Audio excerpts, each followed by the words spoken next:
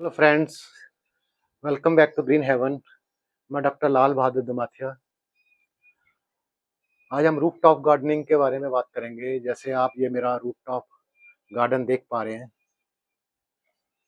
जिसमें मैंने अलग-अलग तरह के पौधे लगा रखे हैं। रूफटॉप गार्डन में जब भी आपने प्लान करना है, तो इसमें केयर जो हमने नीचे कोई गार्डन बनाना उससे ज़्यादा केयर माँगता है। क्योंकि हमारे पर्टिकुलरली नॉर्थ इंडिया दोनों ही सीज़न जो है, विंटर सीज़न है ना एंड समर सीज़न दोनों ही हार्श हैं। समर में टेम्परेचर बहुत हाई चला जाता है और विंटर में बहुत सारे लो टेम्परेचर हो जाता है, जिसकी वजह से प्लांट्स जो है वो उतने बढ़िया चल नहीं पाते हैं, सर्वाइव नहीं कर सकते, इसलिए इसकी केयर ज़्यादा करनी पड़ती है। तो सबसे ज़रूरी, जैसे आजकल समर सीजन चल रहा है, तो आपने ऐसा ही कोई अपना रूफटॉप गार्डन अगर बनाया हुआ अगर बनाना है, और उसकी एक तो सबसे ज़रूरी है पानी का ध्यान रखना। तो पानी क्या होता है कि हमने माली लगाए होते हैं घर पे, वो आता है, वो पानी जब देते हैं तो वो पर्टिकुलरली जब भी आपने पानी देना है, आजकल समर में कई बार 2 बार पानी देना पड़ जाता है।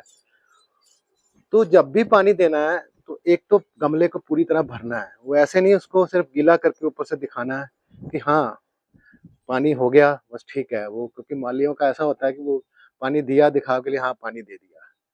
तो पहले तो गमले गमले को पूरा ही अच्छी तरह भरना, और जब हम पानी दे रहे होते हैं तो हमें पता चल जाता है कि कौन से गमला, कौन से पौधे को पानी की ज़रूरत है, कौन से पौधे को पानी की ज़रूरत नहीं है। वो मिट्टी देखने से ही पता लग जाता है। अगर मिट्टी सूखी हुई ऊपर से, इट मीन्स पानी देने की ज़रूरत है। कई बार क्या होता है कि मिट्टी आपको गीली लगती है, तो उसको पानी, कोशिश कीजिए उसको पानी ना दीजिए। पर माली क्या करते हैं कि वो आते हैं, उन्होंने एक सारे ही पौधे एक तरफ से शुरू हो जाना, और जिनमें पानी की ज़रूरत नहीं है उनमें भी पानी दे देना। तो ये भी छोटी-छोटी चीज़ें हैं जिसका हमें ध्यान रखने की ज़रूरत है। तो ये देखिए, दूसरा है, जब हमने उसकी प्लांट्स लगाने हैं तो उसमें जो सॉइल मिक्सचर है, वो सही होना चाहिए, प्लांट्स की सिलेक्शन सही होनी चाहिए, हमें पता होना चाहिए कौन से प्लांट है शेड लविंग है जिसको छाया में रखना होता है, कौन से प्लांट धूप में रखने होते हैं। ये छोटी-छोटी बातें हैं जिसका हमें ध्यान रखना पड़ता है, तभी हम प्लांट्स वो सर्वाइव करेंगे, अच्छी तरह ग्रोथ करेंगे, और अच्छा हमारा जो गार्डन है वो भी तभी अच्छा बन सकता है। तो मैं पहले भी ये बोलता हूँ, इसके लिए अपने आप को अपने नॉलेज लेना बहुत ज़रूरी है, पढ़ना बहुत ज़रूरी है। माली के सिर पे डिपेंड करके आप जो है वो गार्डनिंग जो है प्रॉपर नहीं कर सकते। जैसे देखिए, मैंने एक छोटी-सी शेड बना रखी है, क्योंकि इस टाइम समर सीज़न है, तो उसको शेड में बहुत सारी शेड चाहिए होती है, तो मैंने देखिए बहुत सारे प्लांट जो है शेड के नीचे रखे हुए हैं।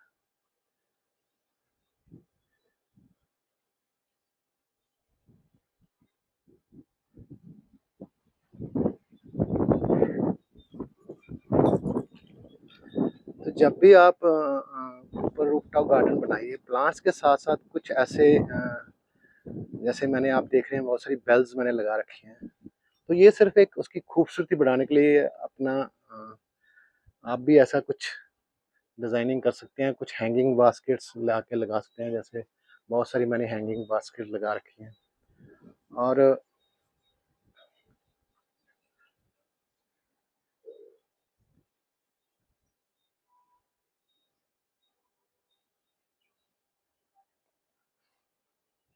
मैंने बहुत सारी वेस्ट मटेरियल यूज़ कर रखी हैं प्लांट्स को रखने के लिए।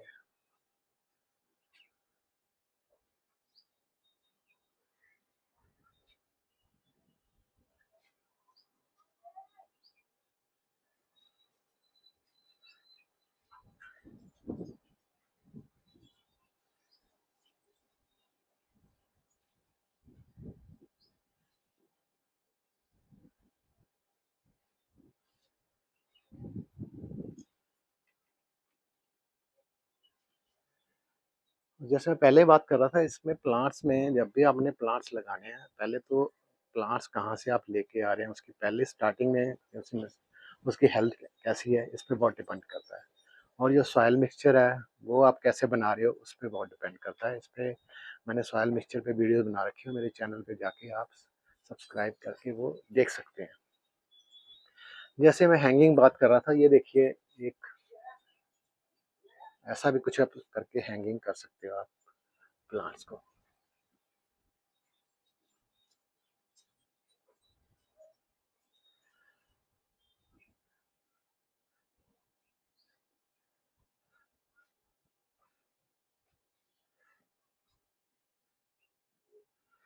और जो पॉट्स है, जो अपने गमले हैं, उसकी सिलेक्शन भी बहुत डिपेंड करती है। अगर प्लांट्स बड़े हैं, जो पौधा है वो आने वाले समय में बड़ा होने वाला है, जैसे कि आप देखिए, ये मेरे फाइकस के 2 प्लांट हैं। तो मैंने इसको सीमेंट के बड़े गमलों में लगा रखा है, आप देखिए। अगर मैं इसको छोटे गमले में लगाता, तो ये इतना बढ़ना भी नहीं था और इतने बड़े नहीं होने थे। और वो गमला जो है वो, क्योंकि इनका रूट सिस्टम बहुत जल्दी फैलता है, तो गमले जल्दी टूट जाने थे। तो ये देखिए, ये मैंने ये सीमेंट के गमले ऑलमोस्ट मोर देन 10-15 ईयर्स हो गए, तो वैसे ही हैं अभी तक, इनको कुछ नहीं हुआ। तो ऐसे ही selection of plants, selection of pots और सॉइल मिक्सचर्स, इरिगेशन और वाटरिंग, ये छोटी